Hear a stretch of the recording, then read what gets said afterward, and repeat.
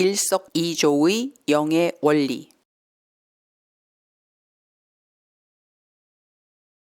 여러분은 시간을 정해놓고 기도의 골방에서 기도하는 습관과 무시로 기도하면서 생활하시는 습관을 가지고 계십니까? 만일 여러분이 그렇게 살고 계시다면 여러분의 삶에서는 영적 돌파가 계속적으로 이루어질 것입니다. 주님을 끊임없이 추구해 나아가시기를 바랍니다. 우물을 팔 때 그 판 깊이에 따라서 물의 맑기가 다릅니다. 파도를 탈 때 그 탄 길이에 따라서 등대와의 거리가 점점 가까워집니다. 기지개를 켜면서 호흡을 할 때 들이마시는 공기의 양에 비례해서 흡입되는 산소량이 늘어납니다. 하늘을 진정으로 사모하는 사람은 비행기를 타지 않고 로켓을 탈 것입니다. 고시 패스를 하려는 사람은 사람들이 많은 도서관으로 가지 않고 고시원에 틀어박혀서 몰두해서 공부를 할 것입니다. 하나님께서는 두루두루 잘하는 성도를 원치 않으십니다. 학교에서는 한 과목은 100점을 받고 나머지 과목은 낙제점을 받는 학생보다는 전 과목을 평균적으로 90점 이상을 받는 학생을 우등생이라고 칭하고 우등상을 줍니다. 그러나 하나님께서는 다른 면에서는 많이 부족하더라도 오직 한 분 예수님에게 돌진하여 예수의 우물을 깊이 파서 그곳에서 100점을 맞은 성도를 특별히 칭찬해 주십니다.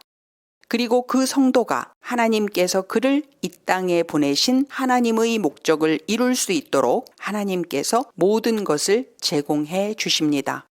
이도 저도 아닌 모든 것에 골고루 능한 사람은 이 세상에서는 만물 박사로 인기가 있을지 모르지만 하나님께서 그 사람에게 하나님의 지혜를 부어주실 틈이 없을 수도 있습니다. 하나님의 음성, 하나님의 지혜를 더욱 사모하시기를 바랍니다. 그것으로 인생을 살아갈 힘을 제대로 얻으실 수가 있습니다.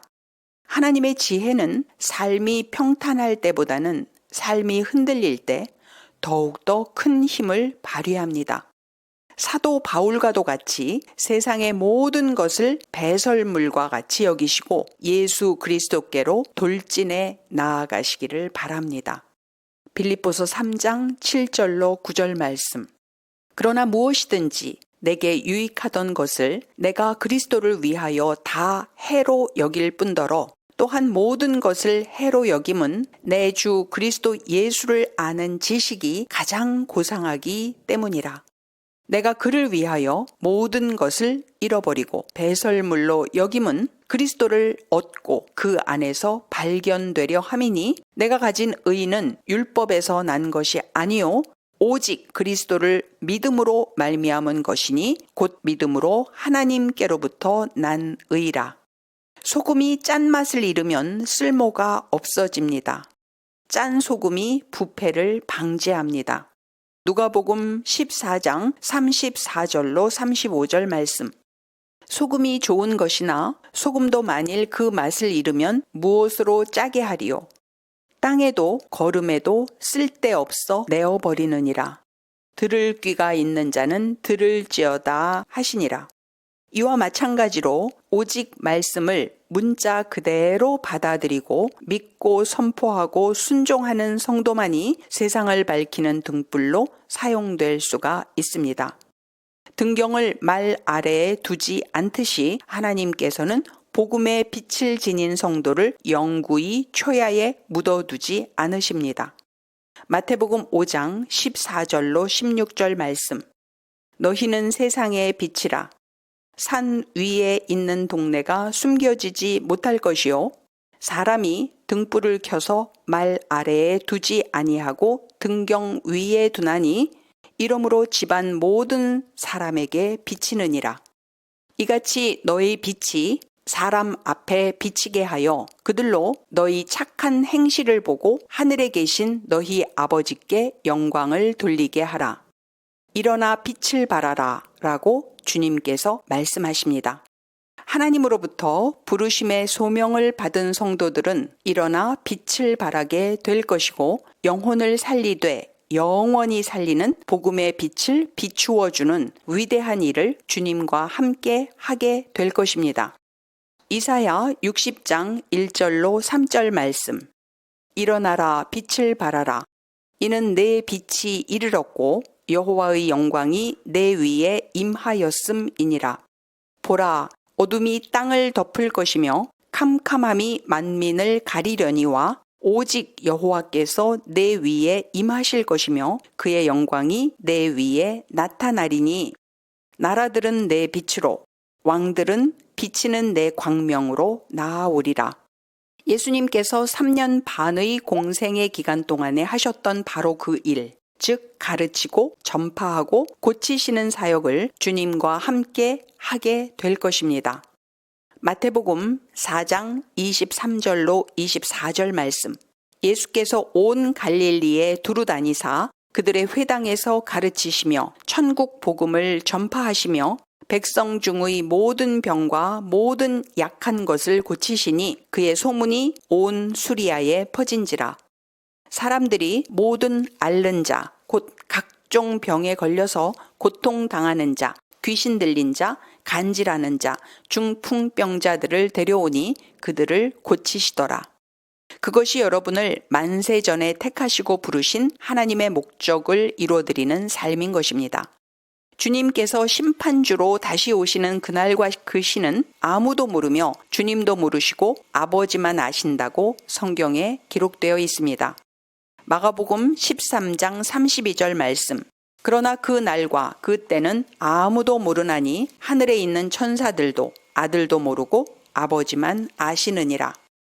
그러나 마지막 때의 성도들은 종말의식, 재림의식을 가지고 살아가야 합니다. 마가복음 13장 33절 말씀. 주의하라, 깨어있으라.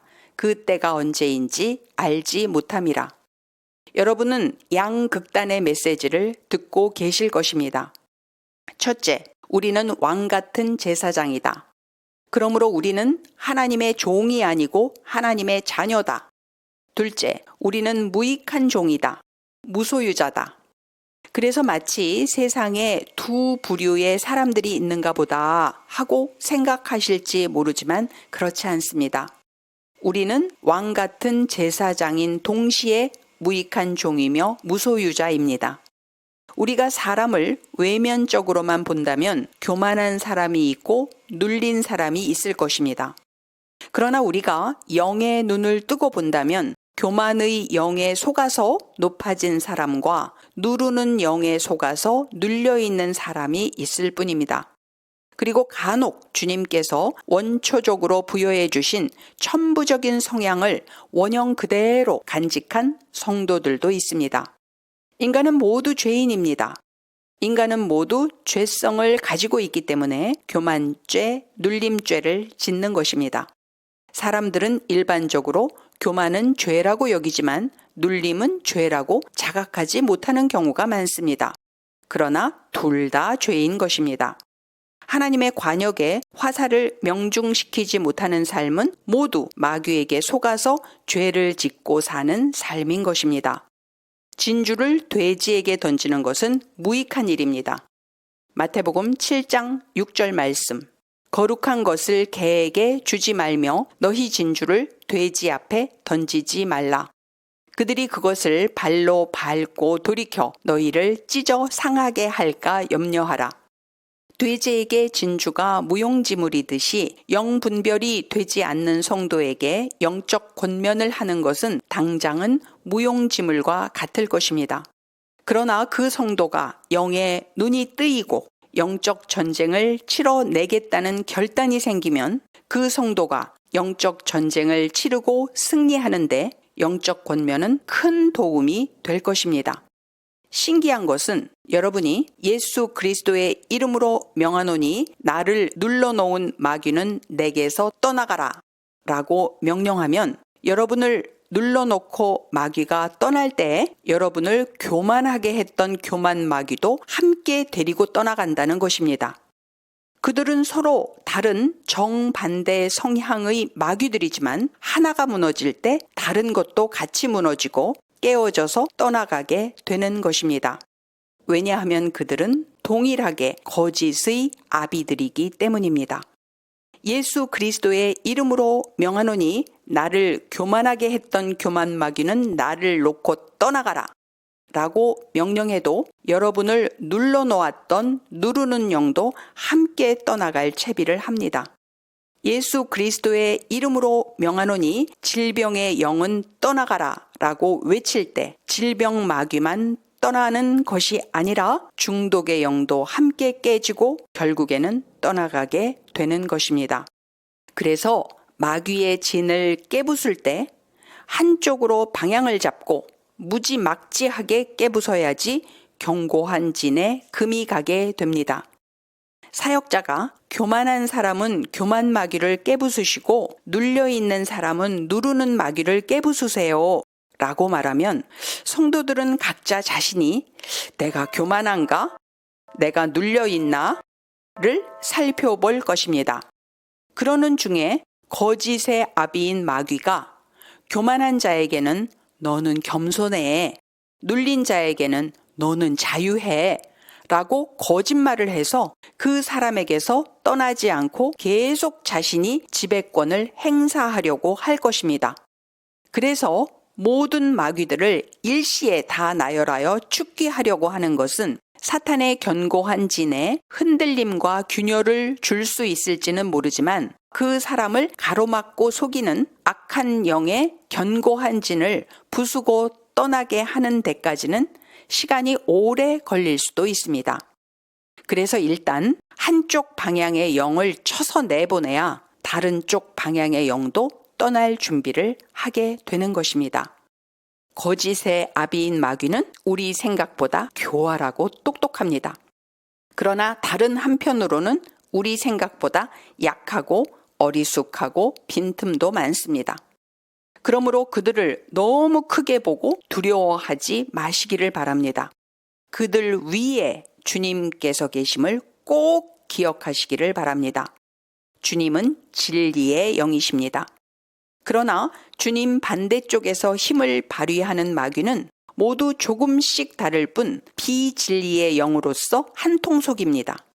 그들이 여러분을 교만하게 하던 눌리게 하던 그들의 목적은 단 하나, 여러분을 속여서 어둠으로, 흑암으로, 음부로, 지옥으로 끌고 가려는 목적으로 서로 연합이 되어 있습니다.